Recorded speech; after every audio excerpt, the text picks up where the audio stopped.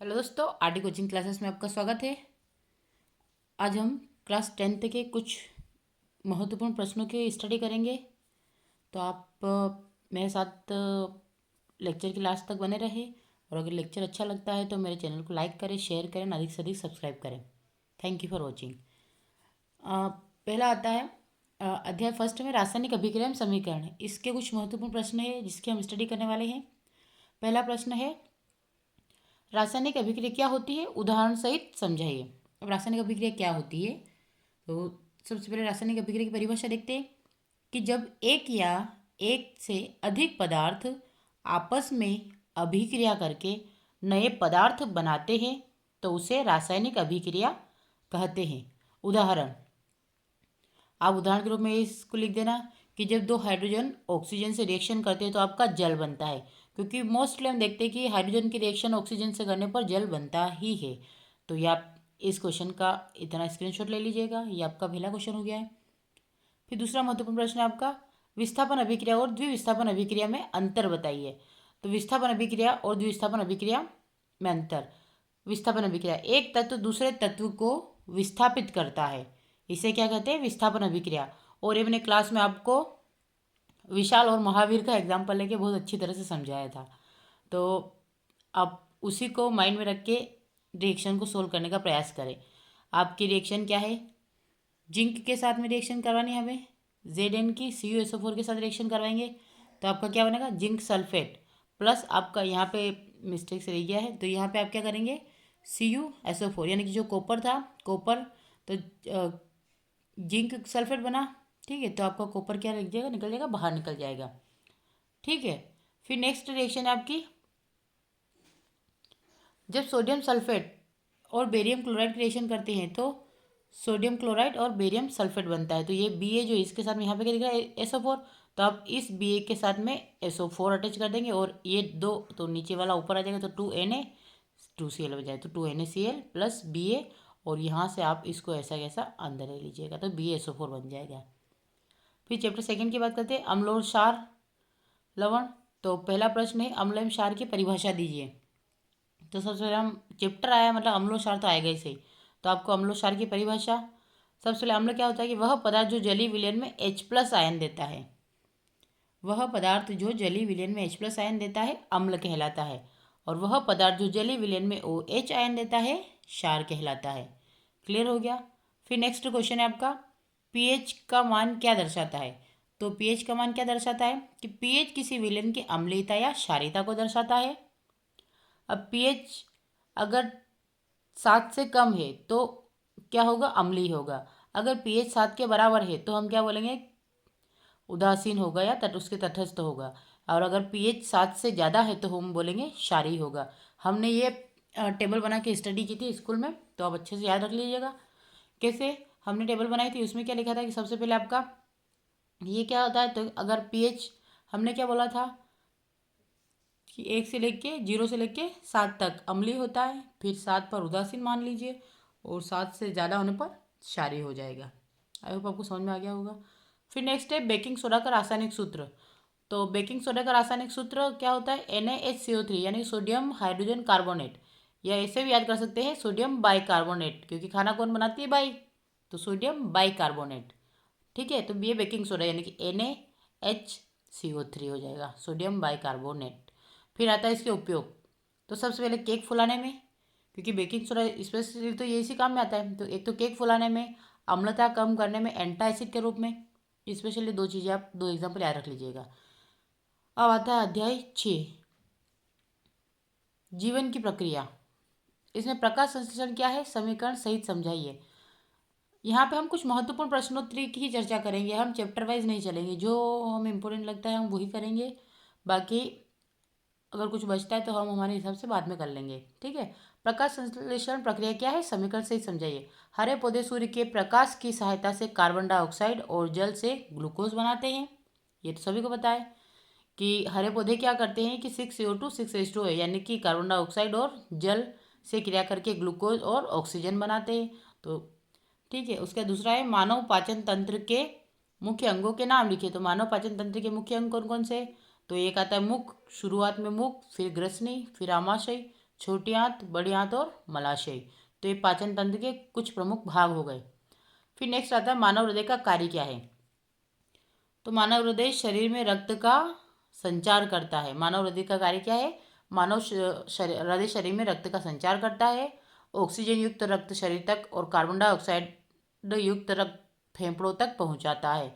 तो ये मानव हृदय के कार्य हो गए। क्या करता है कि हृदय शरीर में रक्त का संचार करता है और ऑक्सीजन रक्त शरीर तक और कार्बन डाइऑक्साइड रक्त फेफड़ों तक पहुंचाता है, युक्त, है ना। फिर आता है अध्याय 10, प्रकाश परावर्तन एवं अपवर्तन। अवतल दर्पण द्वारा बनने वाले प्रतिबिंबों के प्रकार बताइए। ये हम 2 नंबर के प्रश्नों की स्टडी कर रहे हैं, ठीक है। फिर हम 1 बाय 1 स्टडी करेंगे। प्रकाश परावर्तन एवं वर्तन में अवतल दर्पण द्वारा बनने वाले प्रतिबिंबों के प्रकार बताइए। तो अवतल दर्पण द्वारा बनने वाले प्रतिबिंबों के प्रकार, पहला है वस्तु की स्थिति के अनुसार।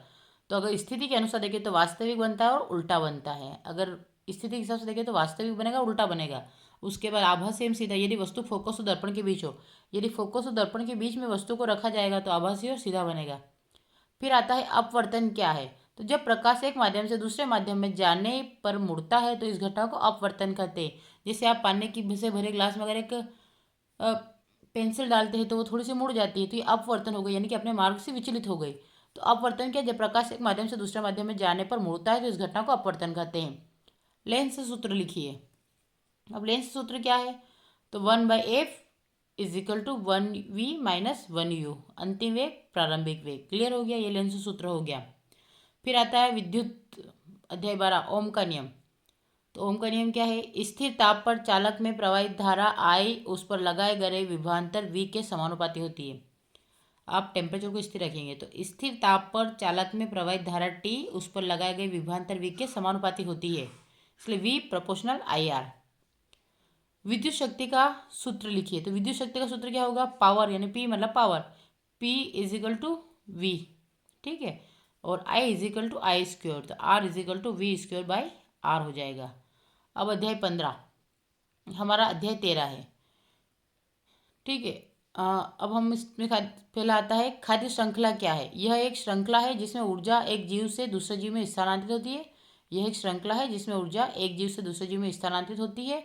उदाहरण घास, हिरण और शेर। ये खाद्य श्रृंखला होगा, यानी कि एक के बाद एक, पहले घास आएगा, घास को हिरण खाएगा, हिरण को शेर खाएगा, तो ये खाद्य श्रृंखला होगा, यानी कि एक के बाद एक क्रम चल रहा है। और फिर इधर आता है आपका ओजोन परत का महत्व क्या है। तो ओजोन परत का महत्व, ओजोन परत सूर्य की हानिकारक पराबैंगनी किरणों से पृथ्वी की रक्षा करती है। ओजोन परत का महत्व क्या है कि ओजोन परत सूर्य की हानिकारक पराबैंगनी किरणों से पृथ्वी की रक्षा करती है। ये भी हमने अध्याय 1 से देखे थे कुछ महत्वपूर्ण प्रश्न। हम फिर 1 बाय 1 कुछ और क्वेश्चंस की स्टडी करेंगे।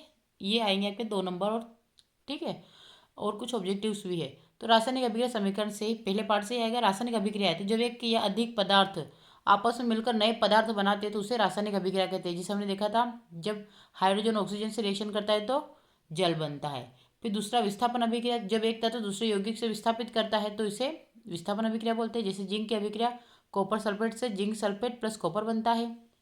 अब ऑब्जेक्टिव आता है जंग लगना किस प्रकार की अभिक्रिया है। तो जंग लगना ऑक्सीकरण अभिक्रिया है। किस प्रकार की अभिक्रिया है? ऑक्सीकरण अभिक्रिया है। अब आता है सेकेंड चैप्टर में मोस्ट टाइम पे क्वेश्चंस। अम्ल क्या है? तो जो जल में घुलने पर H+ आयन देता है अम्ल कहलाता है। क्षार, जो जल में घुलने पर OH आयन देता है क्षार कहलाता है।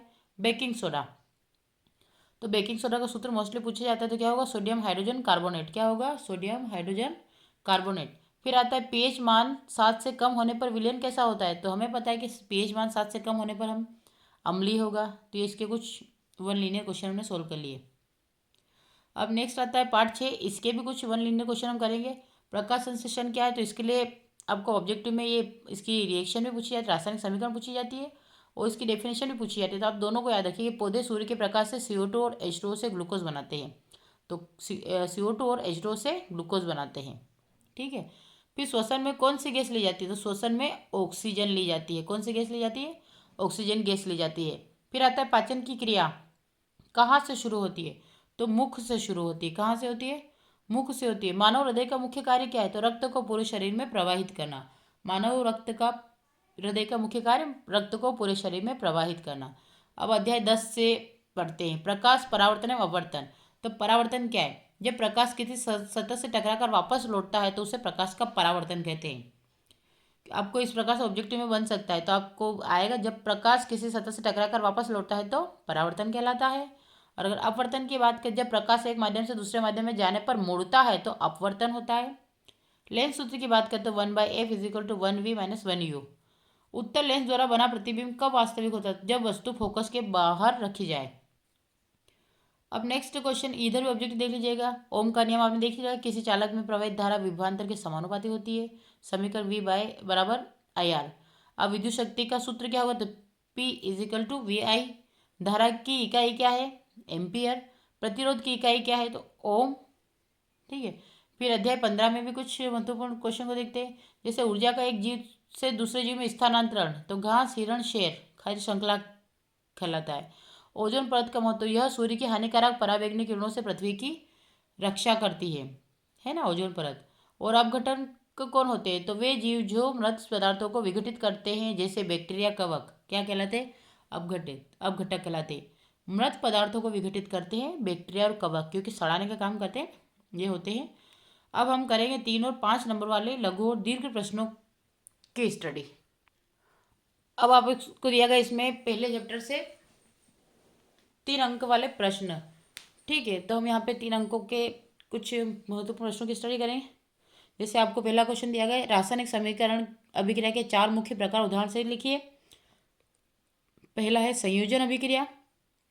तो हम जानते हैं कि संयोजन अभिक्रिया क्या होती है, कि जब दो या अधिक पदार्थ मिलकर एक बनाते, क्या कि जब दो या दो से अधिक पदार्थ मिलकर एक यौगिक का निर्माण करते हैं तो उसे क्या बोलते हैं? संयोजन अभिक्रिया। जैसे हाइड्रोजन क्लोरीन से मिलकर हाइड्रोक्लोरिक अम्ल बनता है। विघटन अभिक्रिया की बात करें तो एक पदार्थ टूटकर दो या दो से अधिक पदार्थ बनाता है, उसे क्या बोलेंगे? विघटन। यानी कि एक पदार्थ टूट जाता है, विघटित हो जाता है और दो नए यौगिक बना लेता है, पदार्थ बना लेता है। जैसे कि अब जल था, जल में आपका हाइड्रोजन और ऑक्सीजन था, तो जल आपस में विघटित होने के बाद हाइड्रोजन और ऑक्सीजन अलग हो जाता है। फिर आता है विस्थापन अभिक्रिया। एक तत्व दूसरे को विस्थापित करता है, तो विस्थापन अभिक्रिया यानी कि एक तत्व का दूसरे तत्व को विस्थापित कर देना। जैसे जिंक और कॉपर सल्फेट था, तो जिंक ने सल्फेट से रिएक्शन कर लिया और कॉपर को विस्थापित कर दिया, क्योंकि जिंक जो होता है कॉपर से ज़्यादा रिएक्टिव होता है। फिर आता है द्विविस्थापन अभिक्रिया। ठीक है, फिर क्या आता है? द्विविस्थापन अभिक्रिया। दो यौगिकों के आयन आपस में बदलते हैं, यानी कि दो यौगिकों का आपस में आदान प्रदान होता है। जैसे सोडियम सल्फेट और बेरियम क्लोराइड है, तो यहाँ से ये आपका Na2Cl2, तो Na2NaCl बन जाएगा। और यहाँ पे बचा क्या है? BaSO4, तो BaSO4 आपका ऐसा कैसा बाहर निकल जाएगा। अब इस चैप्टर से बात करते हैं 5 नंबर के प्रश्न की। तो 5 अंक का प्रश्न है, रासायनिक अभिक्रियाओं के दौरान होने वाले परिवर्तन बताइए। तो रासायनिक अभिक्रिया के दौरान होने वाले परिवर्तन क्या है? सबसे पहले गैस का उत्सर्जन होता है, फिर रंग में परिवर्तन होता है, ऊष्मा का निकलना या अवशोषण होता है, अवक्षेप का बनना है, गंध या प्रकाश का उत्पन्न होना। फिर आता है अध्याय 2, अम्ल और क्षार लवण से। तो सबसे पहले आता है आपका अम्ल क्षार की विशेषता या अम्ल क्षार में अंतर। ठीक है, तो क्या रहेगा आपका? अम्ल जो होते हैं H+ आयन देते हैं और क्षार जो होते हैं OH आयन देते हैं। ठीक है, फिर अम्ल स्वाद में खट्टे होते हैं और क्षार स्वाद में कड़वे होते हैं। ठीक है, फिर आता है ये अम्ल नीले लिटमस को लाल कर देते हैं और क्षार लाल लिटमस को नीला कर देते हैं। फिर आता है लवण। क्या है इनके दो उपयोग? तो अम्ल और क्षार की अभिक्रिया से बना यौगिक लवण कहलाता है। जब अम्ल और क्षार आपस में अभिक्रिया करते हैं तो लवण बनता है, और लवण के एग्जाम्पल क्या है? NaCl, Na2CO3 आदि। और इनका उपयोग पूछे तो भोजन में स्वाद बढ़ाने के लिए और कपड़े धोने के लिए Na2CO3 का। फिर आता है जीवन की प्रक्रिया है। अब इसमें पार्ट 6 में 3 और 5 नंबर का प्रकाश संश्लेषण की प्रक्रिया। तो पौधे सूर्य के प्रकाश में क्लोरोफिल की सहायता से कार्बन डाइऑक्साइड और जल से ग्लूकोज बनाते हैं। समीकरण दी रखिए, तो 6CO2 + 6H2O, C6H2 और 6O2, इसमें ऊर्जा निकलती है। फिर 5 नंबर के लिए मानव हृदय की संरचना और कार्य का वर्णन कीजिए। तो हृदय 4 कक्षों वाला होता है, दायां आलिंद, दायां निलयी, बायां आलिंद, बायां निलयी। क्या होता है? 4 कक्ष होते हैं हृदय के, तो ये भी याद रखें कौन कौन से होते हैं। ठीक है, कौन कौन से होते हैं ये भी याद रखिए। पहला होता है दायां आलिंद, फिर दायां निलयी, फिर बायां आलिंद और बायां निलयी।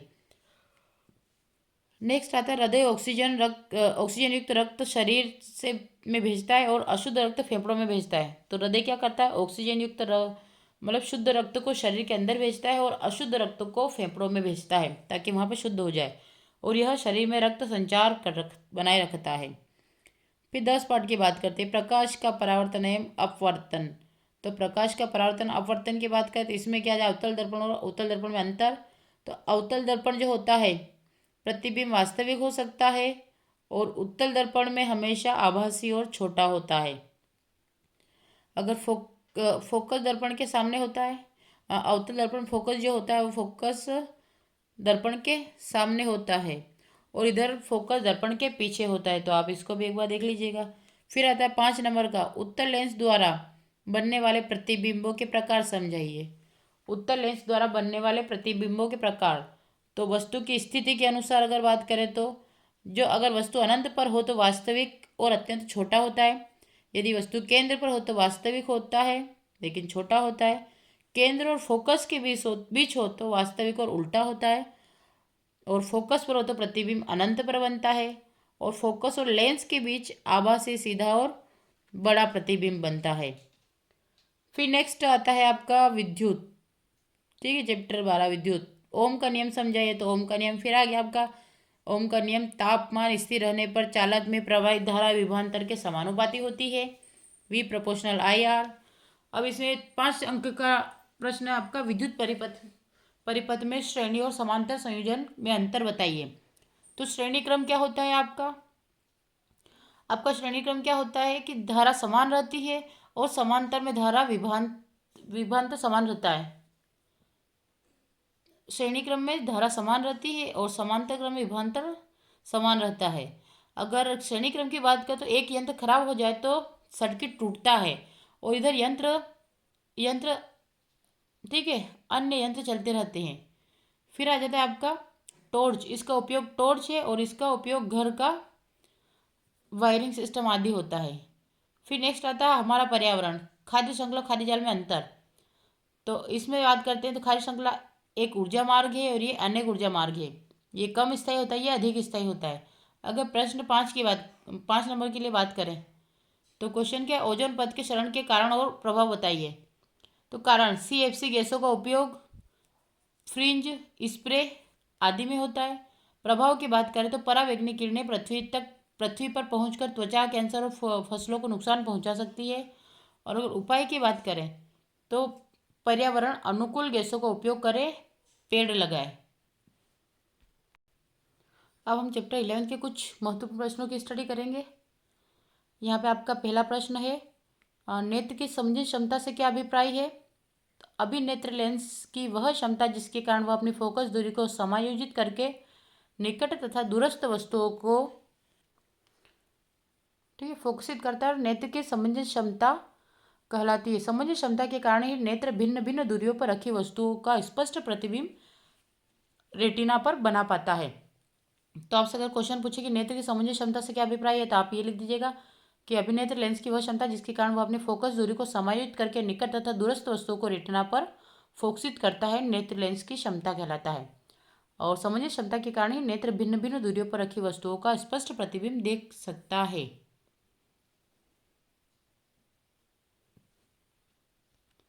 फिर नेक्स्ट क्वेश्चन है आपका, मानव नेत्र की सामान्य दृष्टि के लिए दूर बिंदु तथा निकट बिंदु नेत्र से कितनी दूरी पर होते हैं।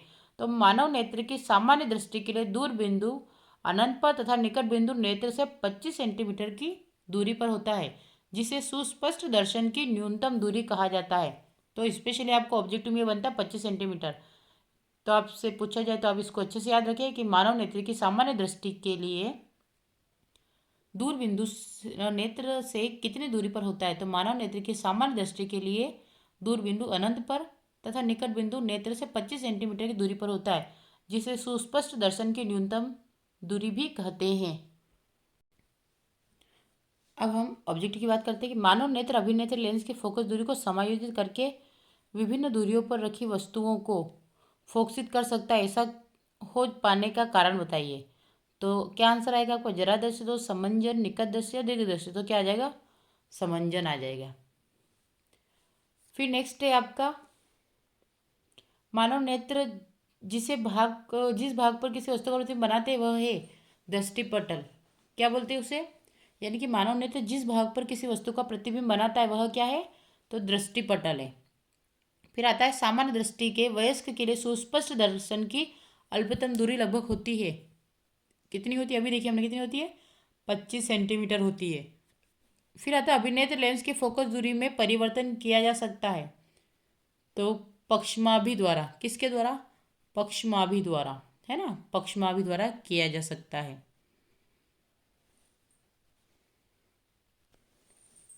नेक्स्ट क्वेश्चन है सामान्य नेत्र 25, है ना। नेक्स्ट क्वेश्चन क्या है आपका कि सामान्य नेत्र 25 सेंटीमीटर से निकट रखी वस्तु को सुस्पष्ट क्यों नहीं देख पाते? सामान्य नेत्र 25 सेंटीमीटर से निकट रखी वस्तुओं को सुस्पष्ट क्यों नहीं देख पाते?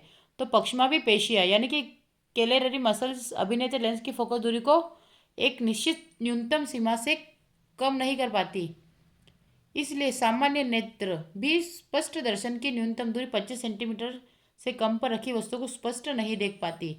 फिर नेक्स्ट आता है आपका तारे क्यों टिमटिमाते हैं? तो तारों से आने वाले प्रकाश का वायुमंडलीय अपवर्तन के कारण तारे टिमटिमाते हुए प्रतीत होते हैं।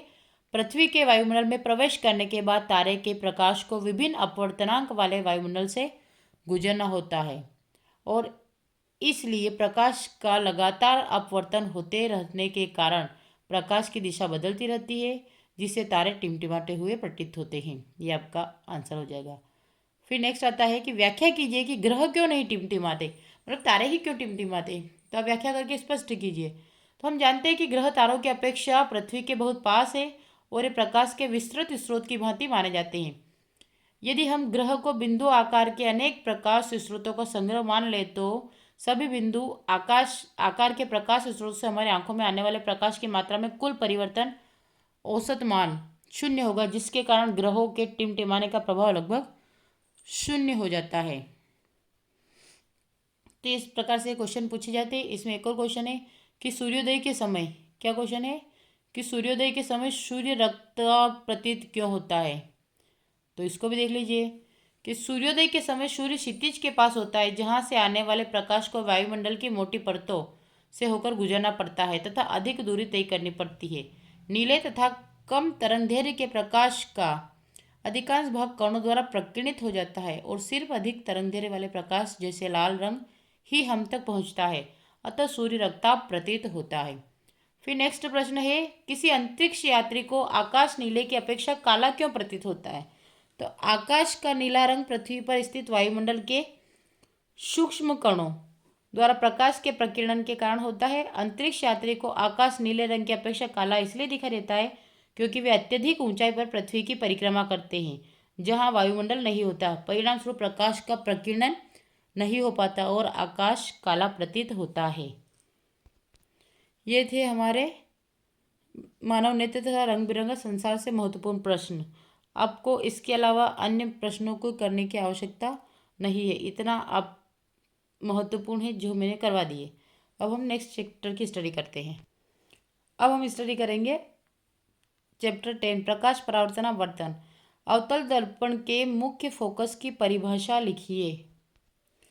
क्वेश्चन है अवतल दर्पण के मुख्य फोकस की परिभाषा। तो अवतल दर्पण के मुख्य फोकस के मुख्य अक्ष के समांतर आपतित सभी किरणें परावर्तित होकर मुख्य अक्ष के एक बिंदु पर प्रतिच्छेद करती है। यह बिंदु अवतल दर्पण का मुख्य फोकस कहलाता है। तो आपसे ये पूछे कि अवतल दर्पण का मुख्य फोकस को परिभाषित कीजिए। तो अवतल दर्पण के मुख्य अक्ष के समांतर आपतित सभी किरणें परावर्तित होकर मुख्य अक्ष के एक बिंदु पर प्रतिच्छेद करती है। यह बिंदु अवतल दर्पण का मुख्य फोकस कहलाता है।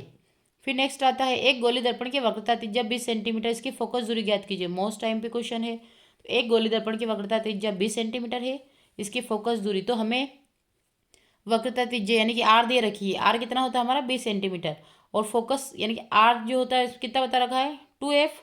तो हम क्या करेंगे f इजिकल टू r/2, क्योंकि यहाँ पे इसके मल्टीप्लाई में तो 2 गुणित r है।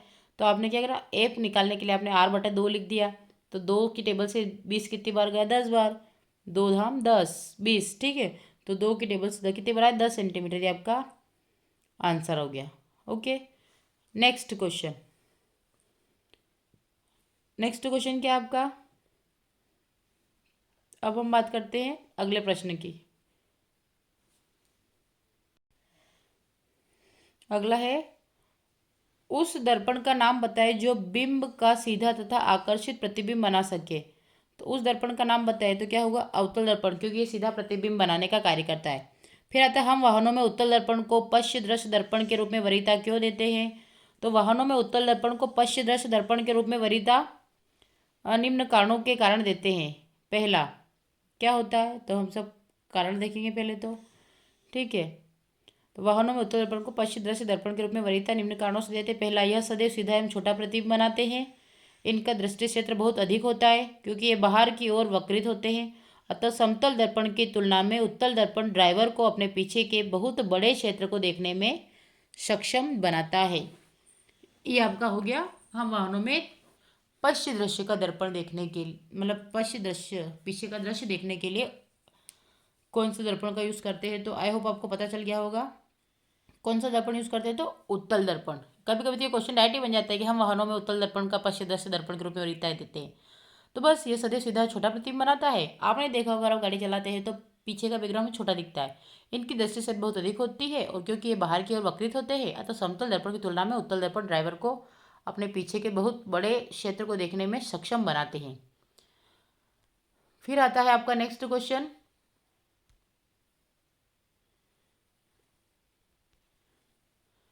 फिर नेक्स्ट क्वेश्चन है, उस उत्तल दर्पण की फोकस दूरी ज्ञात कीजिए जिसकी वक्रता त्रिज्या 32 सेंटीमीटर। ये भी मोस्ट टाइम पे क्वेश्चन है।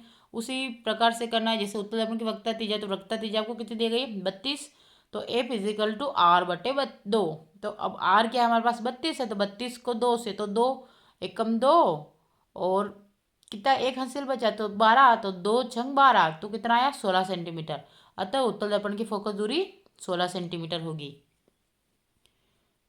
फिर क्वेश्चन आता है, ये छोड़ देना, फिर आप करना 194 वाला, ये वाला। वायु में गमन करती प्रकाश की किरण जल में तिरछी प्रवेश करती है। क्या प्रकाश किरण अभिलंब की ओर झुकेगी अथवा अभिलंब से दूर हटेगी? बताइए और क्यों। तो प्रकाश की किरण जब वायु से जल में गमन करती है, यानी कि आप पानी से भरा एक गिलास ले, ठीक है, अब आप उसमें पानी ही, अब आप प्रकाश की किरण जब वायु से जल में गमन करती है तो यह अभिलंब की ओर झुकेगी। ठीक है, तो किधर झुकेगी? अभिलंब की ओर झुकेगी, क्योंकि विरल माध्यम में क्या होता है कि वो फैली हुई रहती है, वो जैसे सघन माध्यम आता है तो वो थोड़ा सा पास में आ जाती है। तो जैसे इस प्रकार से होगा तो थोड़ा सा इधर आ जाएगा। ठीक है, तो प्रकाश की किरण जब वायु से जल में गमन करती है तो अभिलंब की ओर झुकेगी, क्योंकि यह जल वायु की तुलना में सघन माध्यम है, अर्थात प्रकाश की किरणें विरल से सघन माध्यम में प्रवेश करने पर अभिलंब की ओर झुकेगी। विरल मतलब वायु, सघन मतलब कि पानी। ठीक है, ये आपका हो जाएगा। फिर नेक्स्ट क्वेश्चन की बात करते हैं। अब आपका एक क्वेश्चन है, बार बार पूछा जाता है, हीरे का अपवर्तनांक 2.42 है, इस कथन का क्या अभिप्राय है? तो हमें ज्ञात है कि किसी माध्यम का अपवर्तनांक, है ना, हमें ज्ञात है कि किसी माध्यम का अपवर्तनांक कितना होता है? Nm। वायु में प्रकाश की क्या होती है ना, वायु में प्रकाश, निर्वात में प्रकाश की तो ये आ जाएगा वायु या निर्वात में प्रकाश की चाल बटे माध्यम में प्रकाश की चाल, ये सूत्र है। अब इसमें आपको वैल्यू रखना है Nm/c/ लेमडा। तो ये आपकी प्रकाश की चाल कितनी? 3 × 10⁸ मीटर प्रति सेकेंड, और m कितना? 2.42 आपको क्वेश्चन में दे रखा है। ठीक है, आपको प्रश्न में दिया गया है 2.4। फिर आप करेंगे, इसकी वैल्यू रखेंगे, उसके बाद इसको सोल्व करेंगे तो आपका ये आंसर आ जाएगा। हीरे में प्रकाश की चाल न्यूनतम है क्योंकि उसका अपवर्तनांक अधिकतम है। हीरे में प्रकाश की चाल वायु में प्रकाश की चाल का भाग होती है। तो आप इतना सब आंसर ले सकते हैं कि हीरे में प्रकाश की चाल न्यूनतम है क्योंकि इसका अपवर्तनांक अधिकतम है। हीरे में प्रकाश की चाल वायु में प्रकाश की चाल की 1/2.42 भाग होती है। फिर किसी लेंस की डायोप्टर क्षमता को परिभाषित कीजिए। तो उस लेंस की क्षमता जिसकी फोकस दूरी 1 मीटर हो, अर्थात 1d बराबर 1m इनवर्स होती है। ठीक है, ये आपका हो जाएगा। फिर कुछ ऑब्जेक्टिव दे रखे आपके, निम्न में से कौन सा पदार्थ लेंस बनाने के लिए प्रयुक्त नहीं किया जा सकता? तो नहीं किया जा सकता मिट्टी, क्योंकि जल, कांच और प्लास्टिक तो बनेगा लेकिन मिट्टी से नहीं बनेगा। फिर नेक्स्ट क्वेश्चन आता है, किसी बिंब का अवतल दर्पण द्वारा बना प्रतिबिंब आभासी, सीधा तथा बिंब से बड़ा पाया गया वस्तु की स्थिति कहाँ होनी चाहिए? तो मुख्य फोकस तथा वक्रता केंद्र के बीच, वक्रता केंद्र पर, वक्ता केंद्र से परे या फिर दर्पण के ध्रुव तथा मुख्य फोकस के बीच। तो दर्पण के ध्रुव तथा मुख्य फोकस के बीच। फिर नेक्स्ट क्वेश्चन आता है आपका, किसी बिंब का वास्तविक तथा समान साइज का प्रतिबिंब प्राप्त करने के लिए बिंब को क्या आ जाए, किसी बिंब का वास्तविक तथा समान साइज का प्रतिबिंब प्राप्त करने के लिए बिंब को उत्तल लेंस के सामने कहाँ रखें। तो लेंस के मुख्य फोकस पर, फोकस दूरी की दोगुनी दूरी पर, अनंत पर, लेंस के प्रकाशिक केंद्र तथा मुख्य फोकस के बीच। तो फोकस दूरी की दोगुनी दूरी पर।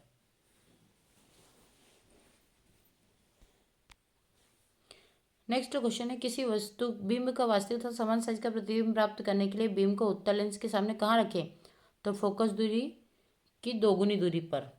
फिर अगला प्रश्न है, किसी गोली दर्पण तथा किसी पतले गोली लेंस दोनों की फोकस दूरियां -15 सेंटीमीटर दर्पण द्वारा लेंस संभवतः है, तो क्या हो जाएगा, दोनों अवतल हो जाएंगे।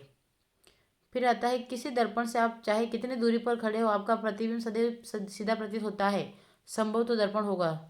तो कौन सा होगा, या तो समतल होगा या फिर उत्तल होगा।